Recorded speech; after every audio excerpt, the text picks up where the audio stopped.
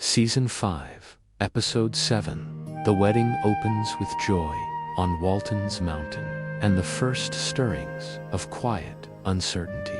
Mary Ellen Walton, ever strong-willed and practical, bursts into her parents' bedroom late one night to announce her engagement to David Spencer, and not just that, but a wedding set for just 6 weeks away once he finishes his internship. At first, John and Olivia are stunned, even apprehensive. After all, this is their eldest daughter, their nurse, their steady one.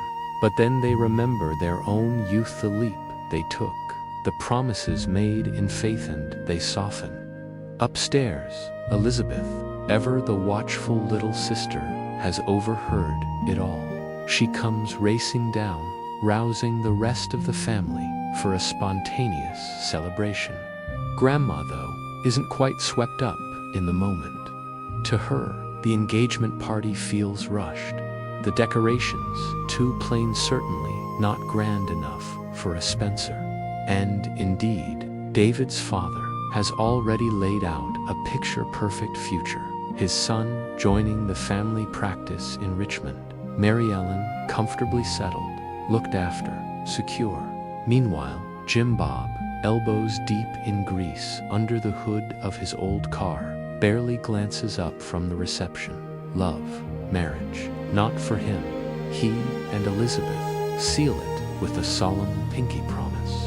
Never fall in love, never get married, never leave the mountain. Their pact feels ironclad until, with a sputter and a backfire, a medical van rolls into the yard. Out steps Dr. Curtis Willard, tall, blunt, and utterly unceremonious, as he interrupts the party to declare he's taking over as the Mountain's new doctor. John Boy and Reverend Fordwick meet Kurt at Dr. Vance's old office, sizing him up, questioning his credentials. He surprises them. He's read John Boy's newspaper articles, knows more about Walton's Mountain than they expected. After some quiet deliberation, they offer him the job. But integration isn't smooth. At Ike's store, Corabeth bristles as Kurt adds to his tab without cash in hand. Ike's extended him credit, trusting the newcomer. But Corabeth isn't so sure, and the community, they're even less convinced. His first house calls are memorable. He diagnoses Yancey Tucker's failing heart as nothing more than indigestion, blaming the chili, and the state of Yancey's cabinet, gets chased off the property for his trouble. Then he tells Mrs. Brimmer her arthritis pain stems from 20 extra pounds and ill-fitting shoes, slaps her rear, and tells her flatly to lose the weight. When she calls him forward, he fires back, and you're fat. Not exactly bedside charm. Still, Kurt shows flashes of genuine curiosity and even humility. On a Sunday walk, he joins John harvesting wild honey. Bees swarm, smoke billows. Kurt ends up drenched in honey, laughing, sticky, unexpectedly human.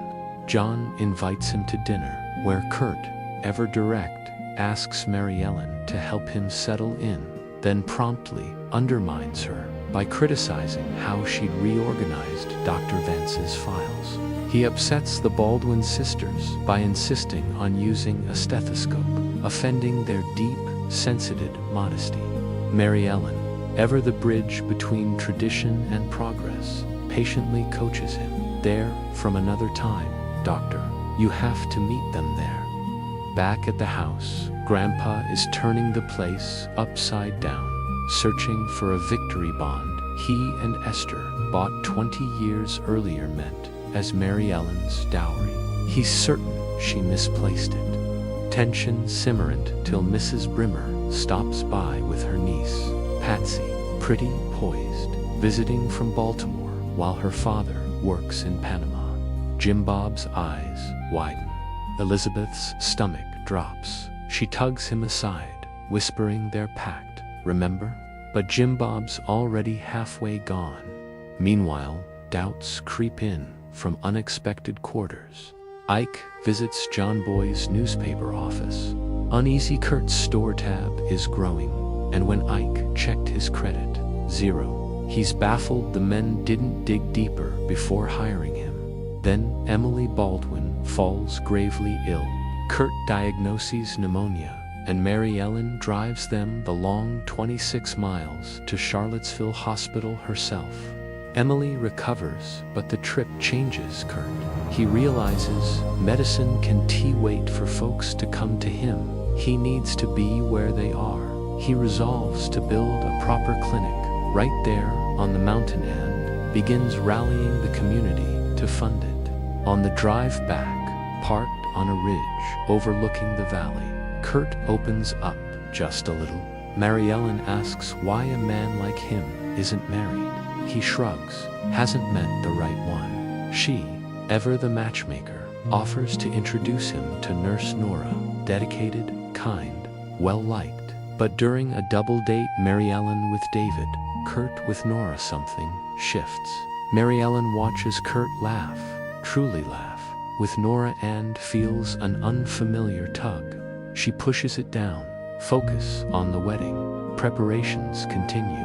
Grandma lovingly alters her own wedding dress for Mary. Erin, caught up in the romance, accidentally addresses one invitation as her own wedding. The children pool pennies, nickels, dimes for a $9.75 radio as a gift, but come up $2.25 short. The community steps in.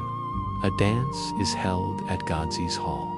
The Spencers contribute $10. Grandpa, after finally remembering the bond was hidden inside the frame of John's army portrait, proudly gives 10 more on behalf of the Waltons. John Boy tallies the donations, $65.50. With the Baldwins' generous match, it reaches $131. Kurt stands before everyone, humble and sincere. I owe you all an apology for the toes I stepped on when I got here. Later, he walks Nora home, secures the donations in his office and returns to the hall just as the music fades. Outside, alone, under the stars, he finds Mary Long. One last dance, he says, just one. And in that quiet moment, defenses crumble. Words spill out, admissions hang in the air, and then a kiss. Passionate, unguarded, real. Erin, hiding nearby, sees it all. The next morning, Erin can't even face church, her world tilting. Downstairs, Grandma and Grandpa present Mary Ellen with a $25 dowry. John, watching her, drifts into memory, his little girl, grown now, standing on the threshold of her own life. Olivia gently calls him back, and they walk to service together. But Erin stays behind, and when Kurt slips a note under the door, she doesn't deliver it. She burns it in the stove. Later, Jason reads Mary Ellen's silence like a book. There's something between you and Kurt, isn't there? She won't deny it, but won't surrender to it either. I can't build a life on chemistry, Jason. Then more cracks. John Boy investigates. A call to Kurt's old mine yields little except that he was fired. Elizabeth, spying Jim Bob, sharing a tender kiss with Patsy by Drusilla's pond, gives the swing rope a shove kerplop, sending them both into the water. She apologizes later, chastened. Mary Ellen quietly probes Nora about her feelings and hears, with relief and sorrow, that while Kurt's fun, he's not the one for her. Ben helps Corabeth hang a new sign at the store end. When she learns the kids are short on the radio, her heart wins out. You take it for what you've got. Determined, John Boy travels to the mine himself, finally uncovers the truth. At the state capitol, during a recess in Kurt's hearing, he finds him. Kurt explains he'd reported unsafe conditions, spoke up, got silenced, fired. John Boy doesn't hesitate. He stands right there in the hallway, and offers himself as a character witness, and Kurt, he wins his case. Back home, the family gathers for the wedding rehearsal. Mary Ellen stands at the altar in the church and freezes. The words won't come. She flees outside. David follows. She tells him voice breaking this is the hardest choice she's ever made. When he refuses to take back the ring, she drops it at his feet and runs. That night, as the house settles, John Boy and Kurt return. The children hand Mary Ellen the radio, their gift, now symbolic of something else entirely. Aaron steps forward, trembling. I burned your note. I saw you kiss him, I thought. I thought it would ruin everything. Kurt doesn't flinch. He looks at Mary Ellen clear-eyed and states his intention. He plans to marry her. She scoffs. His proposal is all logic, no poetry.